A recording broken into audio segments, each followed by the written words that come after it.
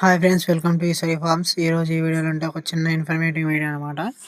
మన ఇంట్ల దగ్గర పెంచే వాళ్ళ కోళ్ళ దగ్గరికి అయితే మనకైతే డ్రింకర్స్ అయితే ఉండవన్నమాట. ఈ 2 లీటర్ల థమ్స్అప్ బాటిల్ తోటి డ్రింకర్స్ని ఎలా తయారు చేయాలనేది నేను నెక్స్ట్ వీడియోలో క్లియర్గా చేసి చూపెడతాను.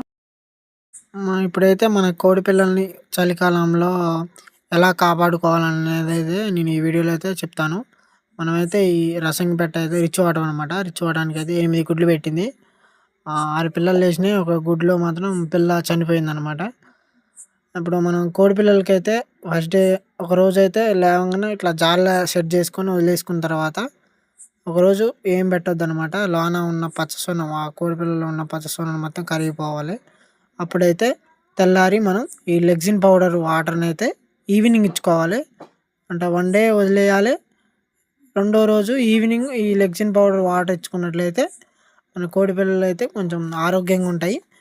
చలికాలం అనేది ఎక్కువ మునగడ తీసుకోవాలన్నమాట. ఈ లెగ్జిన్ పౌడర్ వాటర్ మునగడ తీసుకోదు, డైలీ ఇచ్చుకోవాలన్నమాట. డైలీ ఒక 3 డేస్ ఇచ్చుకొని 1 వీక్లో, నెక్స్ట్ వీక్లో 3 డేస్ 1 వీక్లో 3 డేస్ ఇచ్చుకున్న తర్వాత మనం లసోటా వ్యాక్సిన్ వేసుకుంటాం అనమాట. అలా మన కోడి పిల్లలు అయితే చలికాలం కాపాడుకోవచ్చు.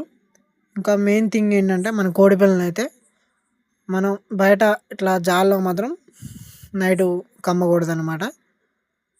ఎదురు గంపలు ఉంటాయి కదా, ఆ ఎదురు గంపలలో కమ్ముకొని పైన మన వడ్ల బస్తాలు ఉంటాయి, కాటా బస్తాలు అంటారు, మా సైడ్ అయితే గోనె సంచులు అంటారు. వాటిని అయితే వాటి మీద అయితే కప్పుకోవాలి. అవి కప్పుకున్నట్లయితే మన కోడి పిల్లలు చనిపోకుండా మునుగడ తీసుకోకుండా మనకి చాలా కాపాడుకోగలుగుతాం. మళ్ళీ మార్నింగ్ ఎండ వచ్చిన తర్వాతనే మనం ఇట్లా జాల బయట వేసుకొని ఎండలో వేసుకొని కోడి పిల్లలు వదులుకొని మన నూకలు కానీ సజ్జల రకాలు మిక్సీలో పెట్టినా కానీ ఇచ్చుకోవాలి.